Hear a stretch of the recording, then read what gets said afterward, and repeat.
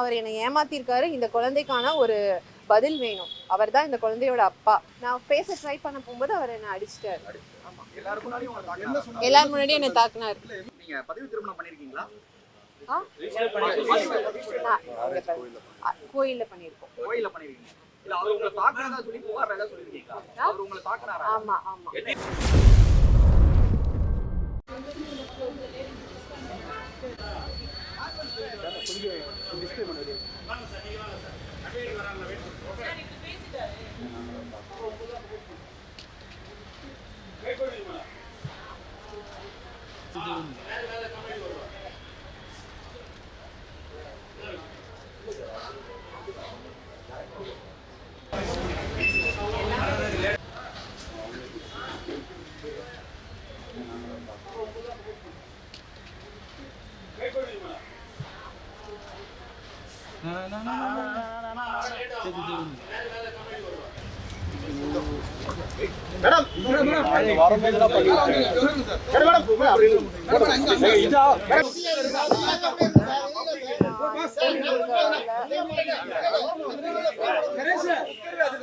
சரி சரி சரி நிறைய பேர் நிக்காதீங்க சார் மேல.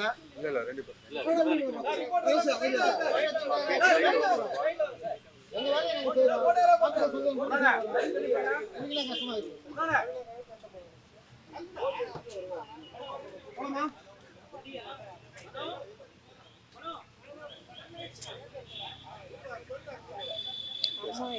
அம்மா கூப்பிடுமா? அம்மாவா? அம்மா வேணுமா? அம்மா எங்க இருக்காங்க? தனியா அம்மா எங்க? இல்ல நம்ம ஜூனியர் வச்சிருக்காரு. போலாமா?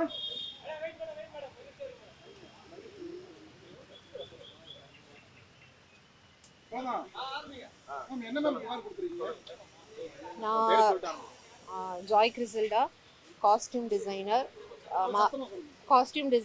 ஜாய் கிறிசல்டா, மாதம்பட்டி ரங்கராஜோட ஒய்ஃப். உள்ள கமிஷனர் ஆஃபீஸில் கம்ப்ளைண்ட் கொடுத்துருக்கேன். கமிஷனர் அவங்க டீம் வந்து இந்த கம்ப்ளைண்ட்டை எடுத்து வந்து ஆக்ஷன் எடுக்கிறேன்னு சொல்லியிருக்காங்க. ஸோ அதுக்காக நான் வெயிட் பண்ணுறேன்.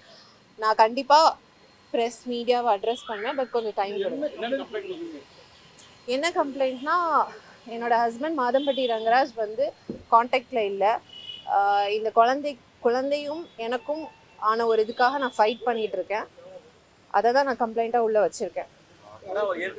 நான் இப்போ வந்து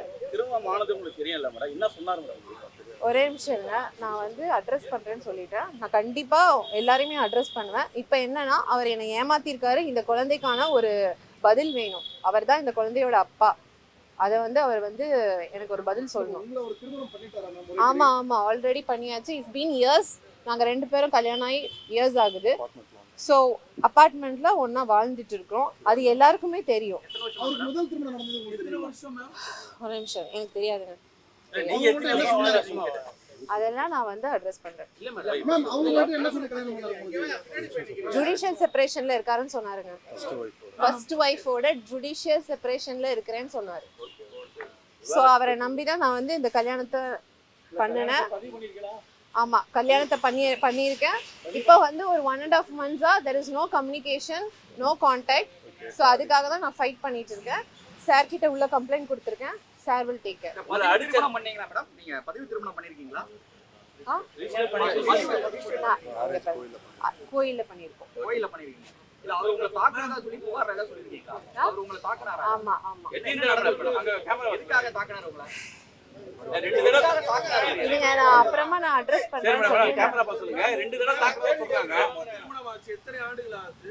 மேரேஜ் கம்ப்ளைண்ட்ல சொல்ற சார் என்ன புகார் கொடுத்தீங்க? கம்ப்ளைண்ட்ல நான் கொடுத்தது வந்து அவர்கிட்ட எந்த கம்யூனிகேஷனும் இல்லை.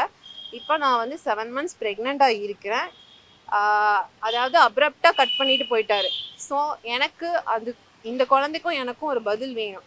அதுக்காக நான் வந்து கம்ப்ளைண்ட் உள்ள கொடுத்துருக்கேன்.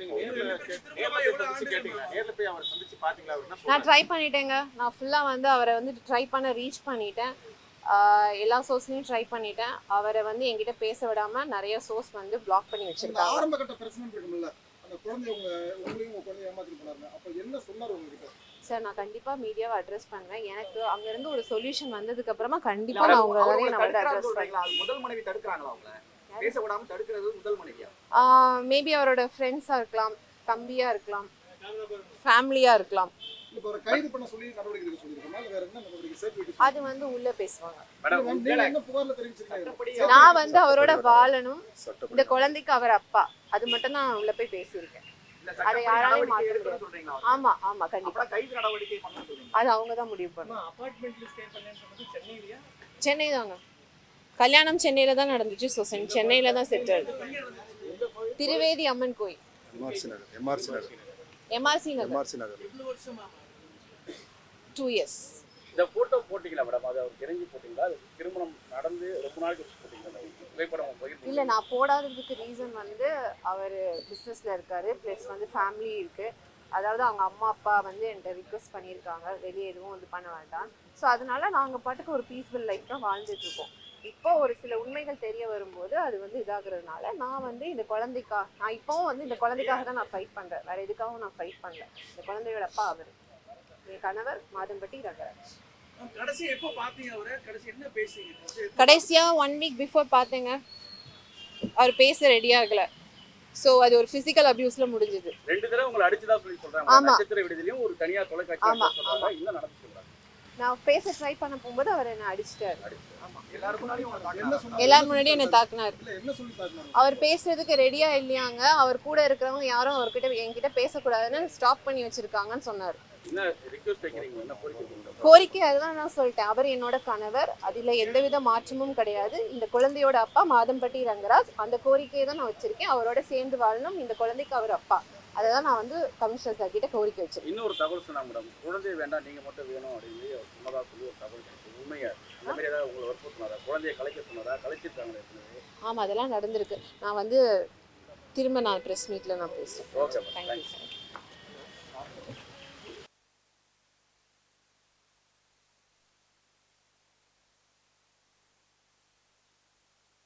மீடியாவும் திரும்ப வந்து இப்போ உங்களோட எல்லா கேள்விக்கும் நான் பதில் சொல்லுவேன்.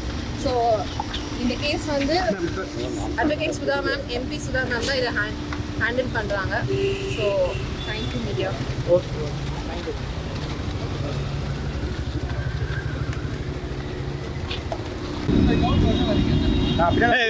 பின்னாடி வாண்ணா. வந்துட்டேன். கேமரா உள்ள விட்டியா?